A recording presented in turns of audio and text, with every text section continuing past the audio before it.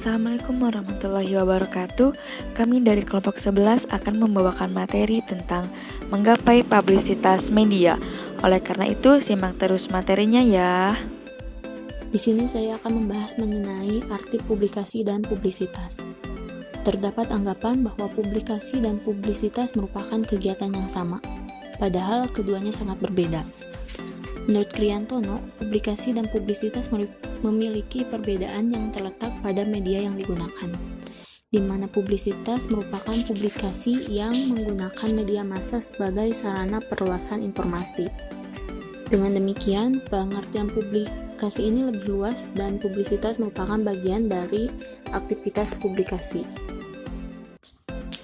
Secara lebih jelas, menurut Ismiani, publikasi ini berasal dari kata publicare, yang artinya untuk umum, sehingga publikasi didefinisikan sebagai kegiatan memperkenalkan perusahaan, sehingga umum, publik, masyarakat dapat mengenalnya.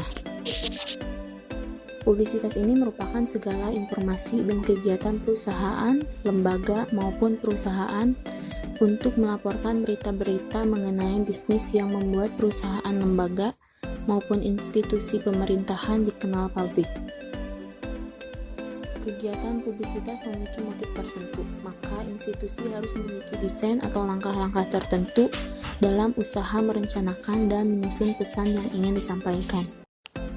Selanjutnya saya akan membahas mengenai publisitas dan periklanan. Publisitas merupakan upaya institusi untuk mendapatkan porsi pemberitaan di media massa. Pada dasarnya, publisitas ini berbicara mengenai informasi yang memiliki nilai berita dan direncanakan untuk kepentingan institusi. Publisitas banyak ditemukan dalam media cetak dan online. Publisitas ini menjadi penting untuk diketahui dan diukur karena public relation memiliki kewajiban untuk mengetahui dan memantau tampak luar institusinya. Adapun periklanan merupakan bentuk komunikasi non-personal yang menjual pesan-pesan persuasif dari sponsor yang jelas untuk mempengaruhi orang membeli produk dengan membayar sejumlah biaya untuk media. Sejumlah biaya ini diperuntukkan untuk sewa ruang kolom surat kabar atau majalah, slot waktu untuk televisi atau radio, serta sewa ruang untuk media luar seperti reklame. Beberapa perbedaan dan persamaan antara publisitas dan periklanan yaitu yang pertama ditinjau dari tujuannya. Publisitas memiliki tujuan sebagai sarana memperkenalkan produk dan perusahaan dengan cara mendukung fungsi marketing. Sedangkan periklanan memiliki tujuan sebagai sarana memperkenalkan produk dan perusahaan saja. Selanjutnya, publisitas dan periklanan sama-sama menggunakan media massa dalam memasarkan produk dan perusahaannya. Selanjutnya, sifat publisitas yang berbeda dengan periklanan yaitu yang pertama, publisitas tidak membayar. Kedua, pengiriman tidak dapat mengontrol pesan. Yang ketiga, kredibilitas tinggi, media bercerita tentang perusahaan. Selanjutnya, kesan menjual tidak tampak jelas dari publisitas ini. Lalu sifatnya juga selling the image dan membangun reputasi dan hubungan. Sedangkan sifat periklanan yaitu yang pertama, periklanan membayar dalam mengiklankan produknya. Selanjutnya, pengirim dapat menentukan kapan dan bagaimana iklan dimuat. Selanjutnya, kredibilitasnya rendah, dan selanjutnya kesan menjual tampak jelas dari periklanan ini. Selling the product, selanjutnya perusahaan bercerita tentang dirinya sendiri. Dan yang terakhir ialah periklanan membangun kesadaran akan produk. Materi selanjutnya yaitu hide advertising. Hide advertising berarti iklan yang tersembunyi. Melalui informasi atau berita yang dimuat atau disebarkan secara word of mouth, institusi mendapatkan kesadaran halayak tentang kehadirannya. Jadi, iklan tersembunyi ini dibuat untuk mengetahui apakah produk dari perusahaan tersebut diketahui oleh masyarakat atau tidak. Contoh dari iklan tersembunyi yaitu iklan headphone Sennheiser, yang mana bisa kita lihat di gambar ini. Iklan headphone dari Sennheiser menandakan apabila kamu menggunakan headphone dari Sennheiser, maka kamu akan mendapatkan perasaan senang dan bahagia seperti yang digambarkan dari smile tersebut. Selanjutnya yaitu marketing public relation, adalah bagian dari strategi pemasaran dan strategi perusahaan secara keseluruhan sebagai penghubung perusahaan dengan konsumennya serta masyarakat luas melalui penyampaian informasi, program-program dan kesan yang meyakinkan dalam usaha memperlihatkan bahwa perusahaan dan produk-produknya sesuai dengan kebutuhan, keinginan, kepentingan, dan minat konsumen. Tujuan marketing public relation. Tujuan utama dari marketing public relation bukan pada selling seperti pada kegiatan periklanan, namun lebih pada pemberian informasi, pendidikan, dan upaya peningkatan pengertian lewat penambahan pengetahuan mengenai suatu produk, jasa, atau perusahaan. Selanjutnya, strategi marketing public relation adalah sebagai berikut. Yang pertama adalah strategi push. Strategi ini adalah di mana perusahaan mendorong produknya melalui sarana tertentu. Yang kedua, strategi pull. Strategi ini digunakan untuk membangun permintaan konsumen sehingga sangat membutuhkan biaya yang besar untuk membuat iklan dan mempromosikannya kepada konsumen. Yang terakhir adalah strategi PAS, yang mana public relation memiliki kekuatan untuk mempengaruhi dan menciptakan opini publik yang menguntungkan. Kontribusi public relation pada marketing.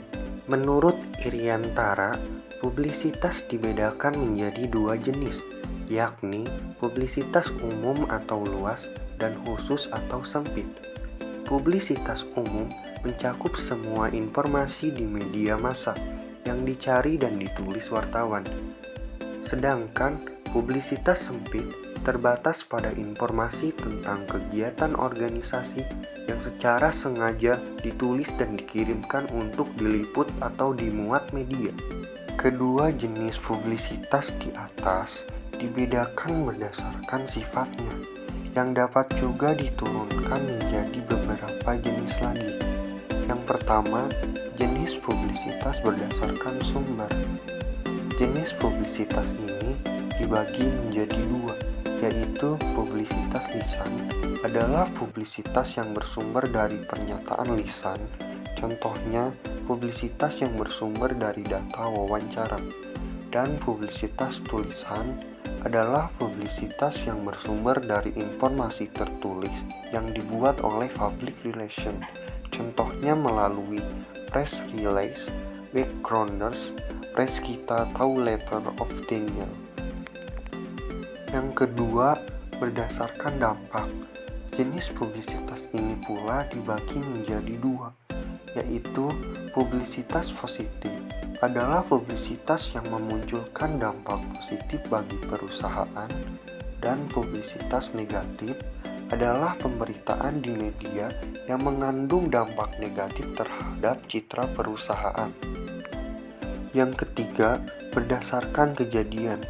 Jenis publisitas ini juga dibagi menjadi dua, yaitu publisitas yang direncanakan adalah publisitas yang berasal dari kegiatan atau event yang sengaja diselenggarakan oleh public relation, kemudian memberitahukannya ke media.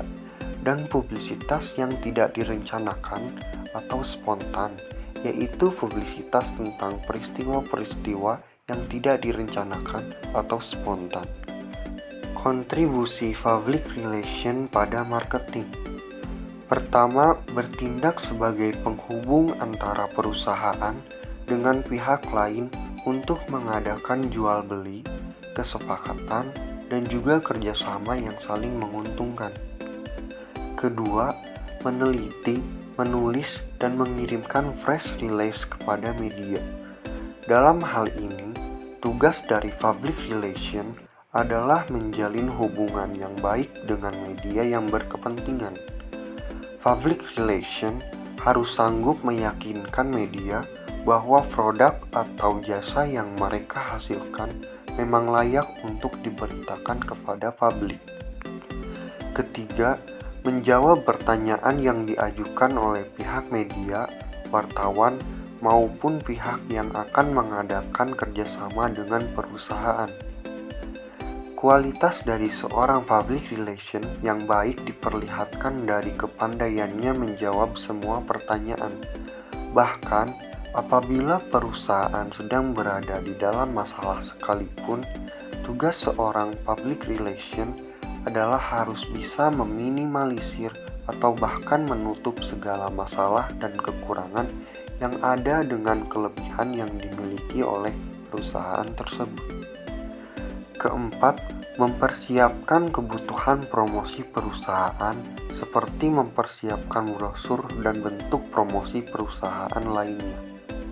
Seorang public relation haruslah orang yang kreatif dan bukan hanya menunggu perintah saja, melainkan juga memiliki ide-ide untuk membuat perusahaan tempatnya bekerja dikenal oleh pihak lain. Dengan perusahaan tersebut dikenal oleh pihak lain, maka hal tersebut akan mempermudah proses pemasaran dalam perusahaan serta membuat pihak lain tidak merasa ragu untuk menjalin kerjasama yang saling menguntungkan dengan perusahaan tersebut. Sekian pemaparan materi dari kelompok 11. Wabillahi taufiq wal hidayah. Wassalamualaikum warahmatullahi wabarakatuh.